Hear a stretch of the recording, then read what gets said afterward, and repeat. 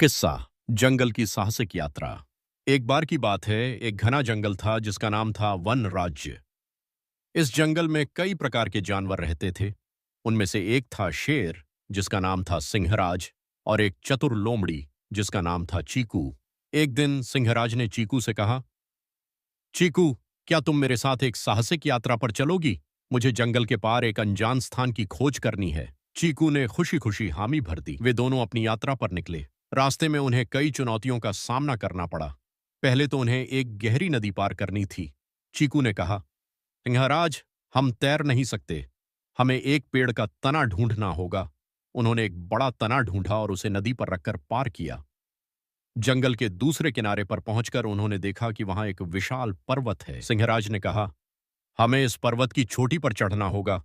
वहां से हमें पूरा जंगल दिखाई देगा। चीकू ने हिम्मत दिखाई और दोनों ने मिलकर चढ़ाई शुरू की। पर्वत की चोटी पर पहुंचकर उन्होंने देखा कि वहां एक सुंदर झील है। झील का पानी नीला और साफ था। वहां कई रंग बिरंगे पक्षी उड़ रहे थे। चीकू ने कहा, यहां तो बहुत सुंदर है। हमें यहां कुछ समय बिताना चाहिए। वे झील के किनारे बैठकर प्रकृति का आनंद लेने लगे। तभी उन्हें एक आवाज सुनाई दी।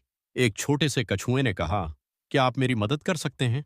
मैं अपने घर लौटना चाहता हूं, लेकिन रास्ता भूल गया हूं। सिंहराज और चीकू ने तुरंत कछुए की मदद करने का फैसला किया। उन्होंने कछुए को उसके घर तक पहुंचाने का साहसिक कार्य शुरू किया। रास्ते में उन्हें कई बाधाओं का सामना करना पड़ा, लेकिन उनकी मित्रता और साहस ने उन्हें आगे बढ़ने के लिए प्रेरित किया। आखिरकार वे कछुए को उसके घर पहुंचा पाए। कछुए ने धन्यवाद कहा और कहा, आप दोनों सच्चे दोस्त हैं। सिंहराज और चीकू को अपनी साहसिक यात्रा पर गर्व हुआ। इस यात्रा ने उन्हें यह सिखाया कि साहस और मित्रता से किसी भी चुनौती का सामना किया जा सकता है।